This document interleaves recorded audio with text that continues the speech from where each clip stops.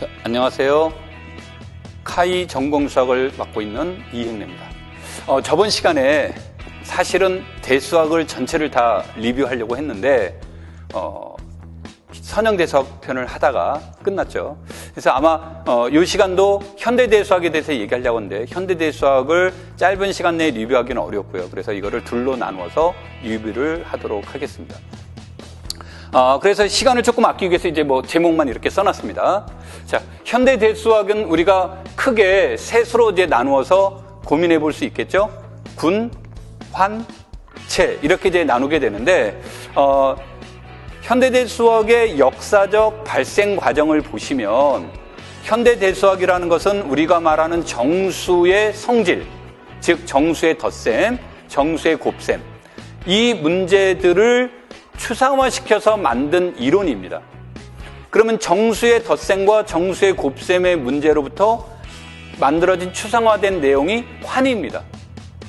그 환 안에서 군이라는 문제들이 이제 곱셈에 관련된 역원의 문제, 항등원의 문제 이런 것들을 연구해서 나온 게 군의 이론이고요. 그 다음에 이런 것들을 보다 확장시킨 개념이 체론의 문제가 됩니다.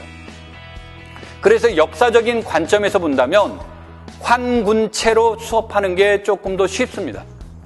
쉬운데 환은 연산자가 2개 있고 군은 연산자가 하나 있다 보니까 학습하는 입장에서는 연산자가 2개를 처음 다루는 것보단 연산자를 하나를 다루는 게 조금 더 수월성 면에서 훨씬 더 좀 낫기 때문에 대부분의 사람들이 환, 군, 환체 이렇게 강의를 안 하고 군, 환체 이렇게 강의하는 것이 이제 대책인 거고요. 대체로 그렇게 하는 거고요. 그 다음에 경우에 따라서는 이제 대학교에서는 이런 문제들을 어떻게 다룰 것이냐는 교수님들의 철학에 따라서 환군, 환체 이렇게 강의가 나갈 수도 있습니다. 그러니까 그것은 절대적 기준이 아니기 때문에 여러분들이 그걸 참고하시면 되겠고요. 오늘은 그중에 군에 관해서만 간략하게 얘기를 해보도록 하겠습니다. 우리가 군론을 이해하는 데는 가장 중요한 것은 군의 구조를 파악하는 데 있습니다. 그러면 이런 군의 구조는 어떤 것들로 이루어져 있나요? 라고 얘기를 한다면 우리가 첫 번째로는 생성원을 찾는 데 있습니다. 많은 분들이 군 했을 때 생성원을 찾읍시다 라고 얘기를 하면 순환군만 생성원이 있는데 라고 착각하시는 분들이 있는데 순환군은 단 하나의 원소에 의해서 생성된다는 의미에서 순환군인 거고 순환군이 아니래도요 생성원은 존재합니다. 그게 하나로 의해서 생성되느냐 2개냐 3개냐 아니면 무수히 많냐 이런 것들의 차이는 있을 수 있습니다. 그런데 우리가 선형대수 시간에 기저 얘기를 했듯이 여기서 생성원을 찾으려고 하는 이유는 뭐냐면 생성원을 통해서 군이라는 전체 구조를 쉽게 이해하려고 하는 데 있습니다. 그러니까 그 목적이 벗어난다면 생성원을 찾았다고 한들 의미는 없습니다. 그러니까 생성원을 찾는 이유는 군의 구조를 이해하는데 아주 효과적인 접근 방법 중에 하나가 되는 겁니다. 그래서 첫 번째로 가능하다면 생성원을 찾아라. 이런 뜻의 문제가 되겠고요. 순환군이라면 생성원이 하나 있을 때입니다만 순환군이 아니라고 한다면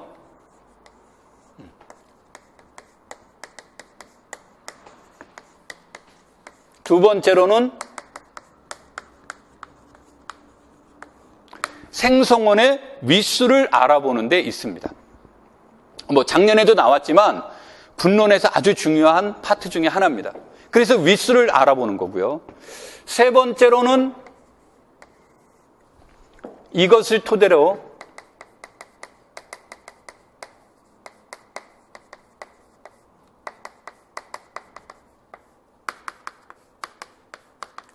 생성원들의 관계를 파악하는 데 있습니다.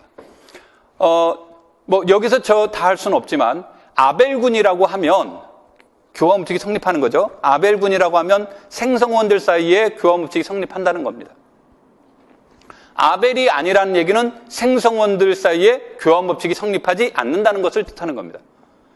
자, 그런데 우리가 단지 생성원들 사이에 교환법칙이 성립해요, 안 해요, 알아보는 것은 소극적인 거고요. 능동적인 것은 무엇을 말하냐면 교환 법칙이 성립하지 않더라도 얘네들의 교환 법칙이 성립하려면 어떤 관계가 있을 때 성립할까요? 어떠한 조건이 있을까요?까지 알아본다면 적극적으로 우리가 이 군의 구조를 파악하는 데 있다죠. 그럼 이러한 군의 구조를 파악하게 되면 우리는 군론은 거의 뭐 끝났습니다라고 봐도 별 문제가 없는 겁니다. 그래서 여러분들이 공부를 하실 때 생성원, 생성원의 위수, 생성원들의 관계 이런 것을 파악하는데 여러분들이 관심을 가지고 보시면 되겠고요. 아까도 얘기했듯이 생성원을 구하고 파악하는 게 목적이 아니라 그랬습니다. 이것의 목적은 이것을 토대로 군의 구조를 쉽게 이해하는 데 있는 겁니다.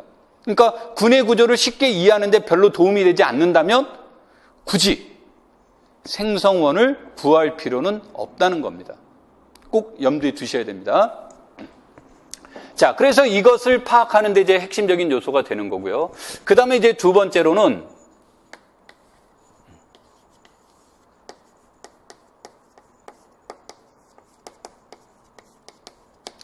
군의 확장, 이런 겁니다. 이 군의 확장인데, 군을 확장시킬 수 있는 방법은 대표적인 방법이 무엇이 되겠습니까? 외적을 통해서 파악하는 겁니다. 근데 이제 뒤에 가면 우리가 이제 무슨 내용들이 나오냐면 결국은 외적은 확장이고 내적은 분해하는 겁니다. 그래서 외적과 내적은 동형적이에요 라고 얘기가 나옵니다. 그래서 이런 것들을 파악하는데 물론 외적은 아닙니다만 내적의 문제를 파악하는데 핵심적으로 작용하는 것 중에 하나가 정규 부분군이라는 건데 이 정규 부분군은 번역하기에 따라 이제 다릅니다만 무엇을 얘기를 해볼 수 있냐면 군이 나오게 되면 군을 확장시키는 것도 있고 군의 구조를 이해하는 것들 중에 하나로 나올 수 있는 것 중에 하나가 뭐가 되는 거냐면 부분군의 문제예요. 그래서 부분군을 통해서 우리가 무엇을 얘기를 해주려고 하냐면 군이라는 문제를 이와 같이 분류하려고 하는 거예요. 분할하려고 하는 거죠. 그래서 분할의 문제를 우리가 생각해 볼 수 있습니다. 분할의 문제를 생각해 보는데 군을 분할해 놓고 나서 거기서 끝나는 것이 아니라 이걸 통해서 얘네들이 새로운 군이 될까요? 그럼 새로운 군이 되려면 어떤 방법으로 만들까요? 이런 문제들을 고민을 해봤더니 일반적인 방법으로는 안 되더라는 거예요. 그러니까 부분군을 통해서 군을 분할하려고 했더니 분할은 가능하나 그 분할된 것이 새로운 군은 안 된다는 거죠. 그래서 거기에다 뭔가를 추가를 시켜준 거예요. 뭔가를 추가시켜서 나온 게 바로 뭡니까? 정규 부분군이라는 겁니다. 그래서 이것을 일명 이제 여기에 있는 멤버들을 우리가 G over N이라고 해서 이게 과연 또 다른 군이 될까? 이런 문제죠. 이것이 군이 될까? 근데 이러한 것이 군이 되면 얘네들은 마치 나머지 문제를 다루는 것과 동일합니다. 그래서 잉여군이라는 이름을 붙입니다. 그럼 잉여군이라는 것을 만들기 위해서는 N에게 단지 부분군이라는 것만 가지고는 안 되고 여기에 새로운 내용, 조건을 추가시켜야 되겠죠. 그래서 이 새로운 조건이 바로 잉여의 문제입니다. 그래서 그런 것들이 이제 우리는 여기에서 얘기가 되는 거고, 이때 군의 확장의 문제가 됩니다. 그럼 이런 것들이 말고 이제 보통 사람들이 군하면 여러분들이 떠오르는 것이 대응정리 또는 동형정리 이런 것들이 나오게 되는데 그런 것들은 결국은 이것을 얼마만큼 이해하고 있는지에 따라서 쉽게 해결되기도 하고 어렵게 해결되기도 합니다. 그래서 이러한 것들에 포커스를 두고 여러분들이 준비하면 되겠다 이렇게 얘기를 하겠습니다. 자, 오늘은 여기까지 하도록 하겠습니다. 감사합니다.